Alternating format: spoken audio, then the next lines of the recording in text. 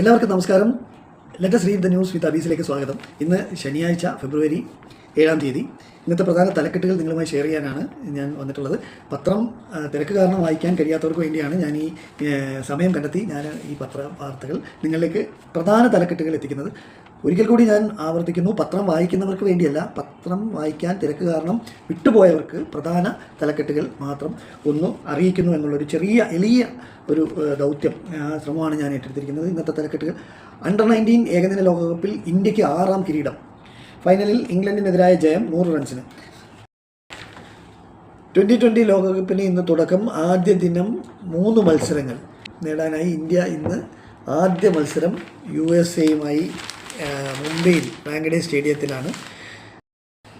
Supreme കോടതിയുടെ ഒരു സുപ്രധാനമായ വിധി ഇന്നലെ ഉണ്ടായിട്ടുണ്ട്. ഗർഭം പ്രസവത്തിലേക്ക് എത്തിക്കണമെന്ന് നിർബന്ധിക്കാനാവില്ല. 30 ആഴ്ചയായ ഗർഭം അലസിപ്പിക്കാനും അനുമതി. ഗർഭം പ്രസവത്തിലേക്ക് എത്തിക്കണമെന്ന് ഒരു സ്ത്രീയെയും നിർബന്ധിക്കാൻ കഴിയില്ലെന്ന് സുപ്രീം കോടതി പരാമർശിച്ചു. 30 ആഴ്ചയെത്തിയ ഗർഭം അലസിപ്പിക്കാൻ 17-കാരിക്ക് അനുമതി നൽകിക്കൊണ്ടാണ് കോടതിയുടെ നിരീക്ഷണം. 20 മുതൽ 24 ആഴ്ച വരെയാണ് ഗർഭചിത്രത്തിന് അനുമതിയുള്ളത്.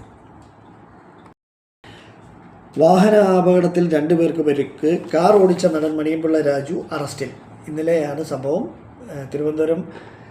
ട്രിവാൻഡ്രം ക്ലബ്ബിൽ നിന്നും ഒരു ഫംഗ്ഷൻ്റെ ഉദ്ഘാടനം കഴിഞ്ഞ് അദ്ദേഹം പുറത്തേക്ക് ഇറങ്ങുമ്പോഴാണ് ബൈക്കിൽ വന്ന് 2 ചെറുപ്പക്കാർ വണ്ടിയിൽ വന്ന് ഇടിക്കുകയും അല്ലെങ്കിൽ അതൊരു ആക്സിഡൻ്റായി മാറുകയും അതിനെ ചുറ്റിപ്പറ്റിയുള്ള സംഭവത്തിൽ മണിയമ്പിള്ള രാജുവിനെ അറസ്റ്റ് ചെയ്ത് മെഡിക്കൽ പരിശോധനയ്ക്ക് വിധേയമാക്കി. MA യൂസുഫ് അലി വീണ്ടും അബുദാബി ചേംബർ ഡയറക്ടർ. റിസർവ് ബാങ്കിൻ്റെ പുതിയ നയം വന്നിട്ടുണ്ട്. റിസർവ് ബാങ്ക് പണനയം, പലിശ നിരക്കിൽ മാറ്റമില്ല. ഗുണ്ടാ പിരിവ് സംഘം കഴുത്തിൽ കത്തിവെച്ച് യുവതിയെ പീഡിപ്പിച്ചു തിരുവല്ലയിൽ. എന്തായാലേ, ഈ നാട്ടിലാണ് നമ്മൾ ജീവിക്കുന്നത്. സർക്കാർ പ്രവൃത്തി ദിനം കുറയ്ക്കാൻ സംഘടനകൾക്ക് സമ്മതം. അതിനൊക്കെ നല്ലപോലെ സമ്മതിക്കും. കാരണം ഇപ്പം തന്നെ 6 ദിവസമാണ് പ്രവൃത്തി ദിവസം. അത് തന്നെ ആളുകൾ നടന്ന് ചെരുപ്പ് കഴിഞ്ഞാലും ഓരോ കാര്യങ്ങൾ സാധിക്കുന്നില്ല. ഇതിപ്പോൾ 5 ദിവസം ആക്കണമെന്നാണ് എല്ലാവരും കൂടെ വാശി പിടി. അക്കാര്യത്തിൽ എല്ലാ സംഘടനകളും ഒറ്റക്കെട്ടാണ്. കാരണം അവധി ദിവസങ്ങൾ വെട്ടിക്കുറയ്ക്കുമെന്ന് സർക്കാർ. പ്രവൃത്തി ദിനങ്ങളിൽ അധിക ജോലി ചെയ്യാമെന്ന് ജീവനക്കാർ. എവിടെ ചെയ്യാൻ? അതൊക്കെ കണ്ടറിയണം. ഇന്നത്തെ വാർത്ത ഇവിടെ അവസാനിക്കുകയാണ്. പ്രധാന തലക്കെട്ടുകൾ വായിച്ചു എന്നാണ് ഞാൻ കരുതുന്നത്. ഈ ചാനൽ നിങ്ങൾക്ക് ഇഷ്ടപ്പെട്ടുവെങ്കിൽ let's read the news with Abees എന്ന യൂട്യൂബ് ചാനൽ സബ്സ്ക്രൈബ് ചെയ്യണം.